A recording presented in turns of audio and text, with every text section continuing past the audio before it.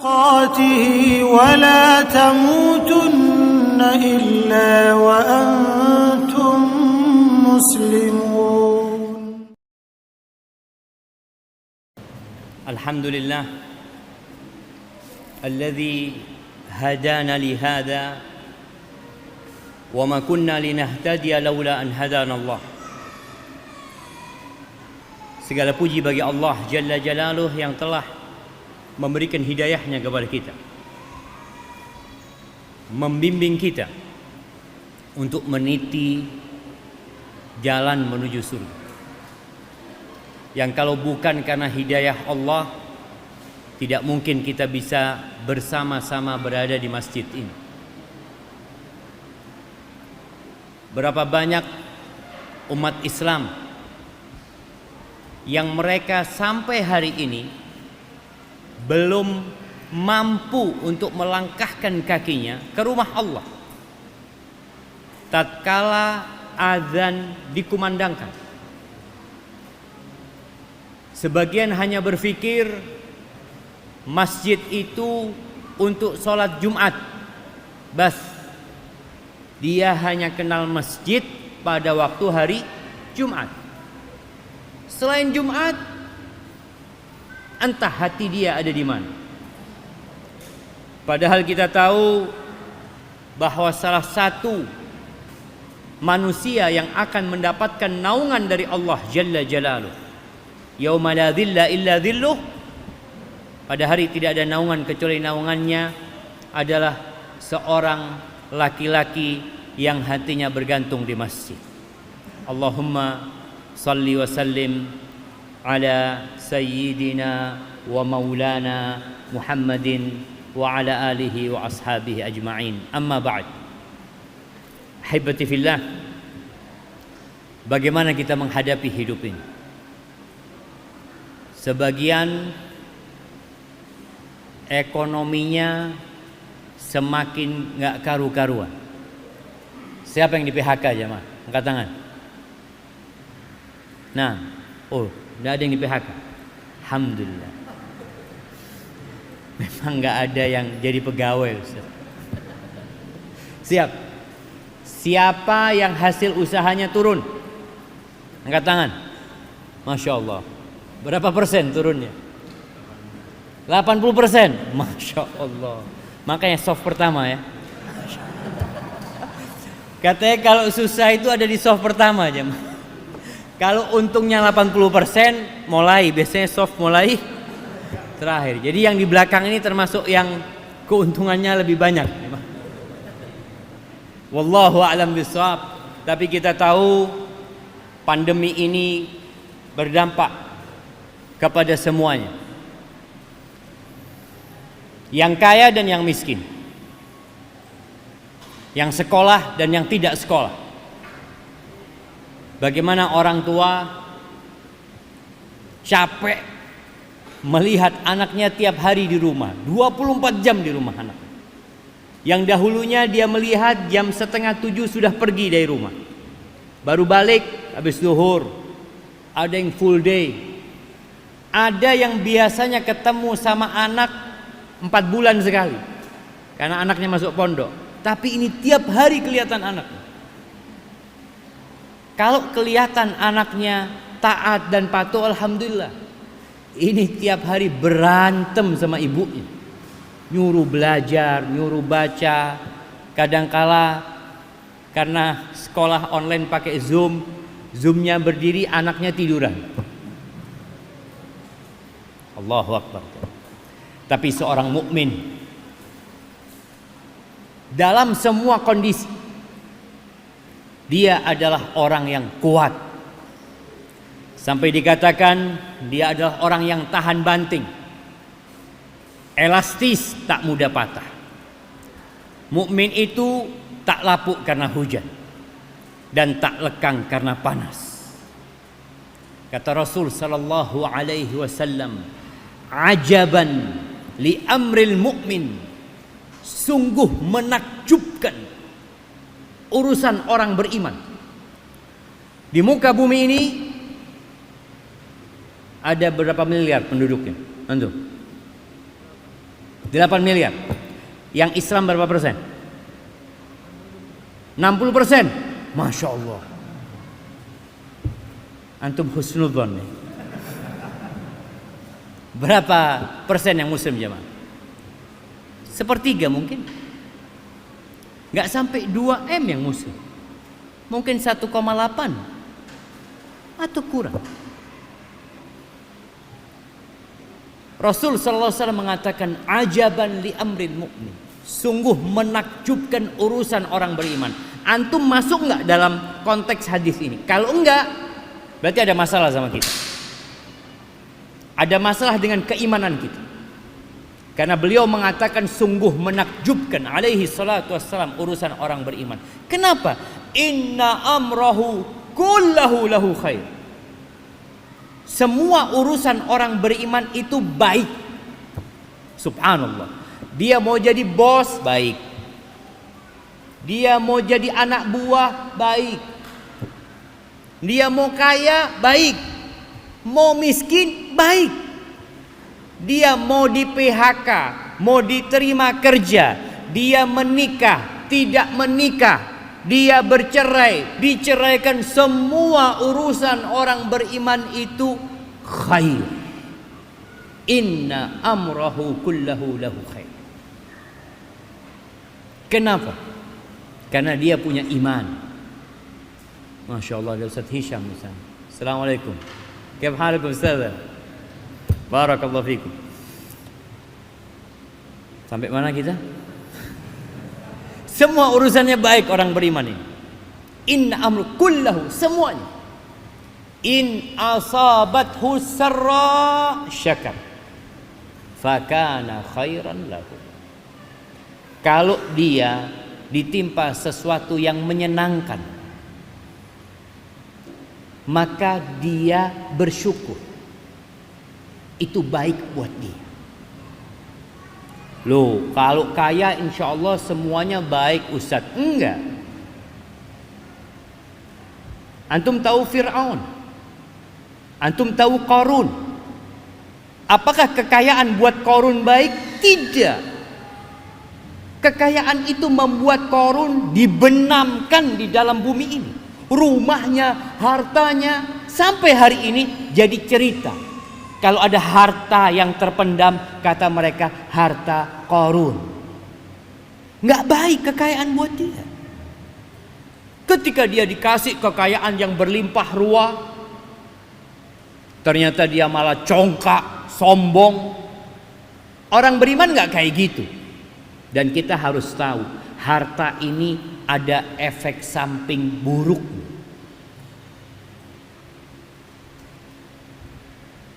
Apa kata Allah Azza wa Jal? Innal insana la yatgha. Sesungguhnya manusia itu benar-benar melampaui batasnya. Kapan? Ar-ra'ahu istaghna. Ketika dia merasa kaya, ketika dia merasa punya, dia merasa cukup, dia akan melampaui batasnya. Kecuali orang yang beriman. Maka orang beriman ketika dikasih kekayaan, dia ingat sama Allah. Nabi Sulaiman, subhanallah. Jadi kalau bicara kekayaan Qarun, dengan secuil dari kerajaan Nabi Sulaiman, nggak ada apa-apanya Qarun ini jemaah. Ketika Nabi Daud meninggal dunia, alaihi salam, kemudian banyak anaknya Nabi Daud. Tapi yang menjadi nabi dan penerus Nabi Daud adalah Nabi Sulaiman. Apa kata Nabi Sulaiman? Ulimna mantiqat tayr wa utina min kulli syai' inna hadha lahuwal fadlul mubin. Beliau mengatakan kami diajarin bahasanya burung. Kalau membaca tafsir dari ayat ini, ketika meninggalnya Nabi Daud, orang-orang yang takziah itu kepanasan. Itu burung sama Nabi Daud, sama Nabi Sulaiman disuruh menaungi orang-orang yang sedang berada di sana supaya nggak kepanasan. Tapi karena burung itu menyatu sayapnya, memang mereka tidak kepanasan, tapi mereka sumuk karena tidak ada udara. ketutup sama angin. Akhirnya Nabi Sulaiman memerintahkan tiap burung itu untuk menutup satu sayap supaya udara itu masuk. Benar-benar orang melihat anugerah yang Allah berikan kepada Nabi Sulaiman.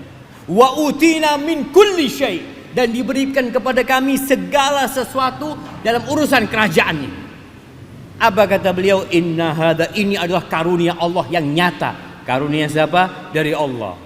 Tatkala melihat singgasana Ratu Balqis di hadapannya, apa kata Nabi Sulaiman? Hadza min fadli Rabbi. Ketika beliau mendengar semut berbicara, hadza min fadli Rabbi, semuanya disandarkan kepada Sang Pencipta, bukan kepada aku, saya, ini usahaku, ini perjuanganku, ini hasil jerih payahku. La, hadza min fadli Rabbi. Tuh orang mukmin kalau dikasih nikmat dia bersyukur.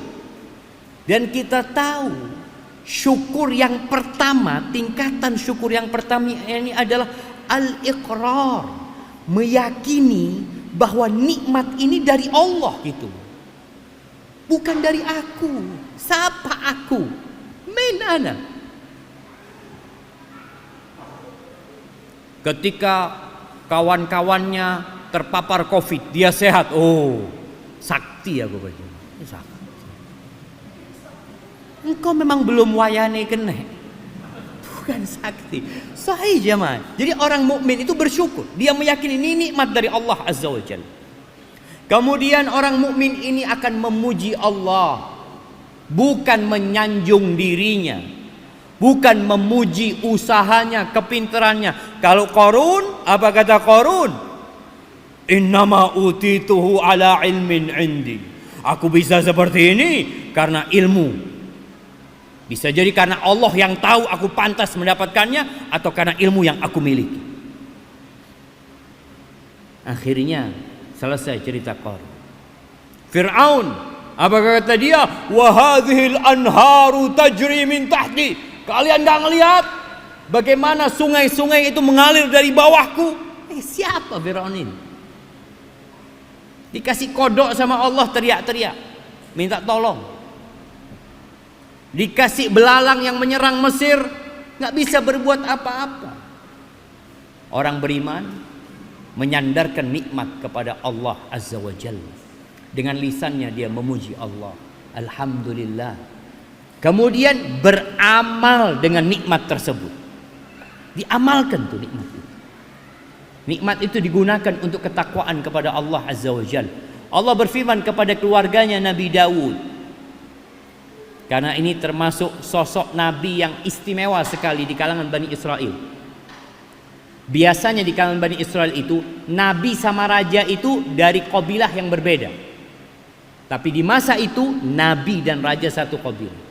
Mulai sejak zaman Nabi Daud alaihissalam, Allah mengatakan, "I'malu ala Daud syukra." Beramallah kalian wahai keluarga Daud sebagai bentuk syukur kepada Allah. Di beberapa buku tafsir disebutkan bahwa Nabi Daud mengatakan, atau Nabi Sulaiman mengatakan, "Kaifa ashkuruk ya Allah, gimana aku bersyukur kepadamu ya Allah? Sedangkan aku bisa bersyukur itu juga karena Engkau." Masya Allah. Al-an balagta syukri. Sekarang engkau baru bersyukur. Itu orang beriman. Kalau dapat nikmat, Masya Allah, baik buat dia karena dia bersyukur. Wa in asabathu dharra, tapi kita tahu dunia ini berputar. Kadang malam, kadang siang. Kadang dia di atas, kadang dia di bawah. Kadang dia sehat, kadang dia sakit. Kadang dia dizalimin sama orang, disakiti sama orang. Bagaimana kondisi orang beriman? Baik. Kenapa? Karena dia sabar. Dia menerima takdir Allah. Tadi yang penghasilannya turun 80%, badannya ikut turun enggak? Enggak, alhamdulillah. Turun juga kilonya. Alhamdulillah jemaah. Ini termasuk nikmat Allah, enggak perlu diet. Kan ada orang kepingin kurus nggak kurus-kurus ya mah. Allah kasih hasil usahanya berkurang, alhamdulillah kurus dia. Masya Allah, nikmat sebenarnya dari Allah Azza wa Jalla. Jadi tatkala dia terkena sesuatu yang tidak menyenangkan, dia bersabar. Dia yakin, qul lan yusibana illa ma kataballahu lana huwa maulana wa 'alallahi falyatawakkalul mu'minun. Dia mengatakan, qul, katakanlah. Allah mengatakan kepada Nabi alaihi salatu wasallam, qul, tidak akan menimpa kami. Ingat, taruh di benak kita, camkan di hati kita, pahat di jantung kita. Lan yusiba, tidak akan menimpa kita apapun bentuk musibah itu, tidak akan menimpa kita, illa ma kataballahu lana, kecuali apa yang sudah Allah tuliskan untuk kita. Para ulama mengatakan kalimat lana itu mengandung unsur kebaikan. Artinya Allah tatkala menuliskan musibah itu menimpamu, ada hikmah di situ untuk kebaikan dirimu. Illa ma kataballahu lana huwa maulana. Dialah Allah. Allah itu pelindung kita. Allah itu lebih sayang sama kita daripada orang tua kita. Allah itu lebih sayang sama kita daripada anak-anak kita. Allah itu lebih sayang sama kita dari semua yang mengasihi dan menyayang. Antum melihat Nabi Ayub.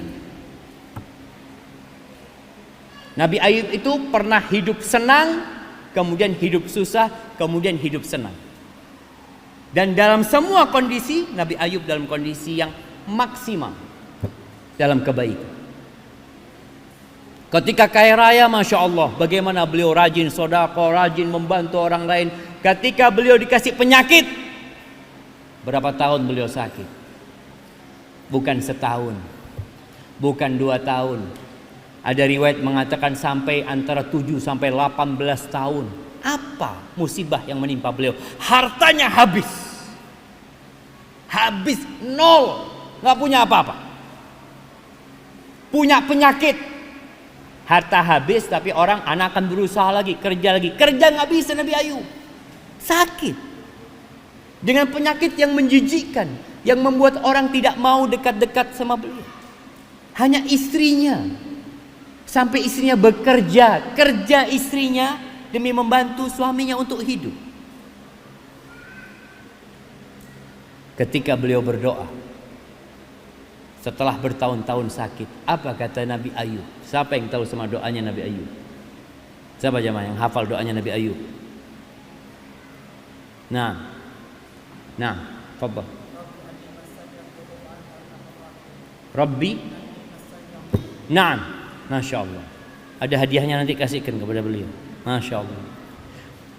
Wa ayyuba idh nada rabbahu anni massani ad-dur wa anta arhamur rahimin. Allahu akbar. Anda kalau baca doanya Nabi Ayub ya, dikasih cobaan yang begitu sulit, seorang nabi. Beliau mengatakan, beliau memanggil Rabbnya, anni massani ad-dur, aku tertimpa penyakit ya Allah. Aku tertimpa sesuatu yang membahayakan. Wa anta arhamur rahimin, dan engkau adalah yang pengasih ya Allah, di antara semua yang mengasihi. Beliau berbaik sangka sama Allah. Tetap keyakinan beliau Allah itu arhamur rahimin. Sedangkan kita kalau terkena musibah, padahal kita orang soleh, udah hijrah, mulai kita buruk sangka sama Allah. Ya Allah, aku kan udah hijrah, aku kan udah sholat, kenapa kok aku masih dikasih cobaan seperti ini? Nabi Ayub mengatakan, wa anta arhamur rahimin. Nggak berubah jamaah keyakinan bahwa Allah arhamur rahim. Jadi kita tatkala terkena musibah, yang harus kita lakukan adalah buruk sangka sama diri kita. Kenapa? Karena Allah mengatakan, ma asabaka min hasanatin faminallah. Kebaikan yang menimpamu itu dari Allah, bukan darimu, bukan dari fulan, tapi dari Allah. Wa ma asabaka min sayyi'atin famin nafsik. Tapi kalau engkau kena musibah, jangan cari kambing hitam. Jangan, oh ini kayaknya fulan ini. Engkau sebabnya. Engkau sendiri. Karena dosa-dosa. Kalau tadi cerita Nabi Ayub, bagaimana cerita Nabi Yunus? Beliau berdakwah puluhan tahun di kaumnya, mengajak kaumnya, lalu beliau meninggalkan kaumnya, naik perahu, ditelan oleh ikan paus. Apa kata Nabi Yunus di dalam perut ikan paus? Dia mengatakan, La ilaha illa anta subhanaka inni kuntu minadh zalimin. Allahu Akbar. Ya Allah, tiada yang berhak disembah kecuali Engkau ya Allah. Nggak ada yang berhak disembah. Tiada Tuhan yang hak kecuali Engkau ya Allah. Maha suci Engkau ya Allah dari segala kekurangan, dari segala aib, dari segala kesalahan. Maha suci Engkau ya Allah. Inni kuntu minadh zalimin. Aku yang termasuk orang-orang yang zalim ya Allah. Beliau memuji Allah dan menyalahkan dirinya. Kita kadang-kala lebih suka memuji diri kita, menyanjung diri kita. Mukmin nggak kayak gitu. Dia tahu dengan kekurangan dirinya, maka dia bersabar terhadap musibah itu.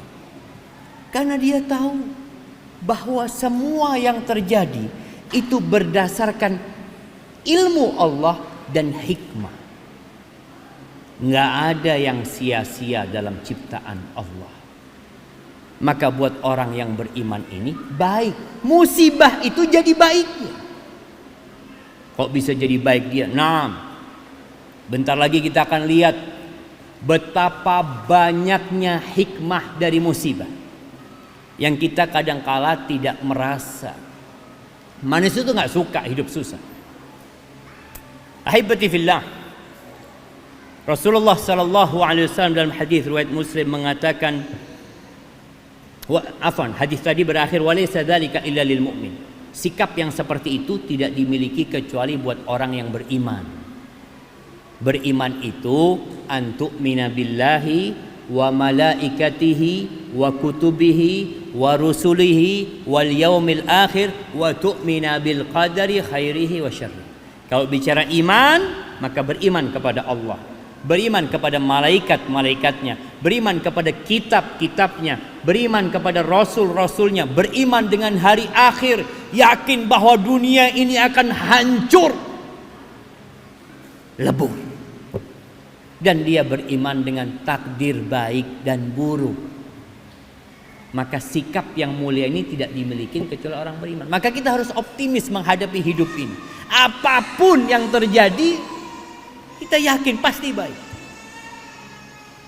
Maka kita perlu meningkatkan keimanan kita. Di dalam hadis yang diriwayatkan Imam Muslim, ana izin minum dulu jemaah. Bismillah.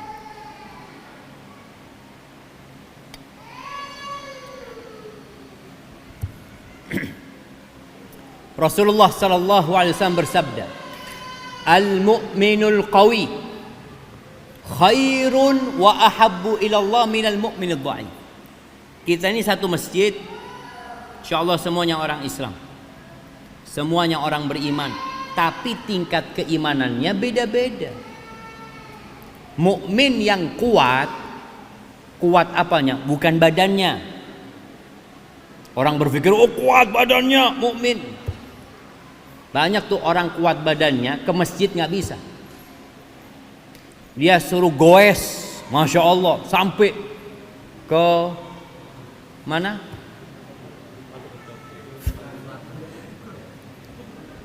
Tiga apa? Yang tinggi itu? B29. Ada yang sampai sana? Goes. Tuh lihat banyak goes sampai ke B29. Masjid 500 meter nggak nyampe kakinya. Kenapa? Sakit apa?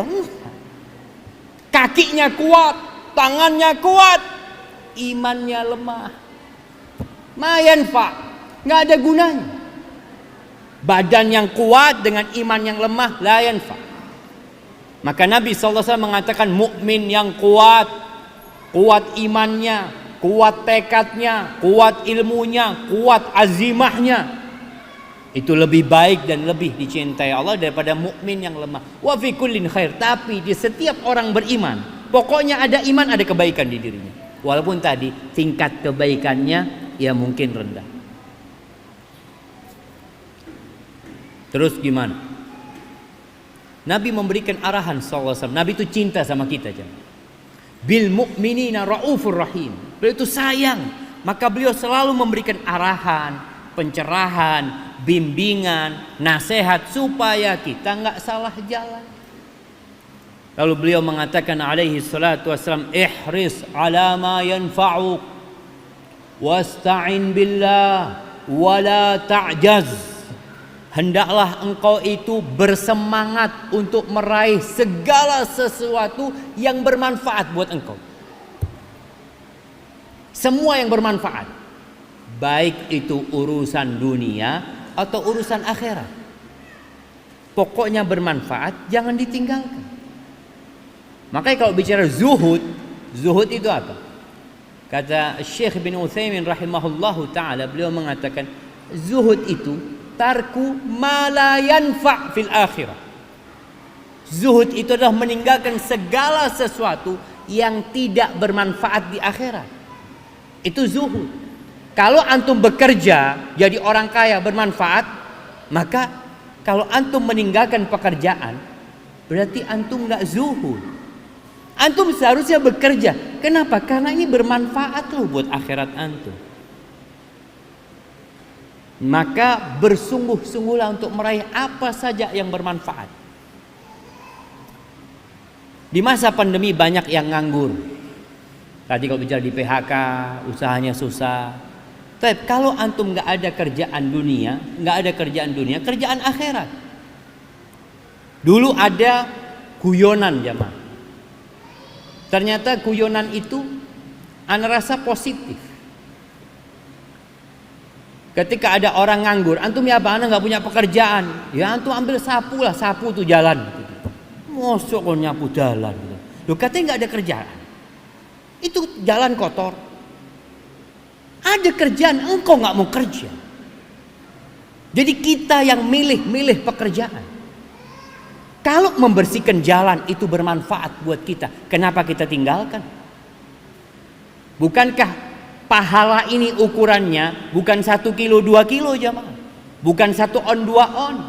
Faman ya'mal mithqala dzarrah, hitungannya itu dzarrah, semut yang kecil. Antum nyapu membersihkan ranting-ranting, masya Allah, itu bukan dzarrah, itu besar. Maka ingat nasihat Nabi SAW ini, ihris ala ma yanfa'. Jangan jadi benalu di masyarakat. Jangan pernah mengatakan saya nggak punya pekerjaan. Banyak pekerjaan. Umar bin Khattab mengatakan, ini la akrah an arsyab sabahlalal. Aku tuh benci melihat pemuda yang pengangguran. La fi amali dunya wala fi amalil akhirat. Ini nganggur, nggak ngerjakan urusan dunia wala ngerjakan urusan akhirat. Nganggur. Engkau kalau nggak ada kerjaan dunia, ya kerjakan urusan akhirat tuh. Nyapu masjid kan, bersih-bersih. Apa yang dilakukan? Baca Al-Quran. Jadi nggak ada istilah nganggur. Sekarang nganggur main apa? Main game. Kira-kira main game itu yanfa apa mayanfa aja? Iya, sebagian orang berpikir bermanfaat, menghilangkan stres. Padahal dia tambah stres. Terus main game terus. Bersungguh-sungguh. Kemudian kata Nabi SAW, wasta'in billah, minta tolong sama Allah. Jangan bersandar kepada dirimu, oh saya kuat, saya bisa, enggak. Kita ini makhluk yang lemah tanpa bantuan Allah. Kalau mau melakukan sesuatu, kegiatan apapun, dunia atau akhirat, minta tolong sama Allah. Di setiap sholat kita tidak pernah berhenti mengatakan iyyaka na'bud wa iyyaka nasta'in. Wasta'in billah, minta tolong sama Allah. Maka orang keluar rumah bismillahi tawakkaltu 'ala Allah. Mengerjakan sesuatu apa saja, sandalnya rusak, mau dibeli, tolong sama Allah. Ya Allah, bantulah hamba ya Allah. Mau ngidupin motor di starter, nggak mau hidup. Kenapa ya? Ingat sama Allah. Ya Allah, mudah-mudahan bisa hidup ya Allah. Perempuan yang di rumah, dia lihat ya Allah masak meneh. Dia lihat dapur lagi, minta tolong sama Allah. Karena pada hakikatnya la sahla illa ma ja'alallahu sahla. Enggak ada yang mudah kecuali Allah yang bikin mudah. Yang sulit kalau Allah mau bikin mudah akan jadi mudah.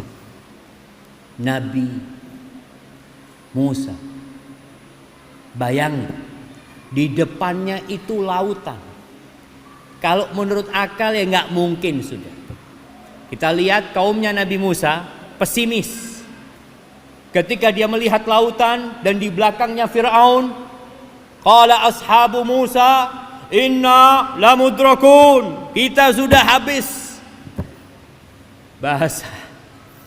Bahasa timurnya itu tompes. Habis sudah kata mereka. Inna lamudrakun. Kenapa? Ini Fir'aun bersama tentara di depan lautan. Apa kata Nabi Musa alaihissalam? Kalla. Nggak mungkin, kata Nabi Musa. Inna ma'iya rabbi sayahdin, bersamaku ada Rabbku, dia akan berikan petunjuk. Yakin Nabi Musa sama Allah. Yakin fa inna ma'al usri yusra. Maka minta tolong sama Allah. Menghadapi apapun, ngerjakan apapun, jangan lupa untuk minta tolong sama Allah. Wala ta'jaz. Dan jangan jadi orang yang lemah. Orang nih kadangkala merasa aduh ndak iso, ndak mampu.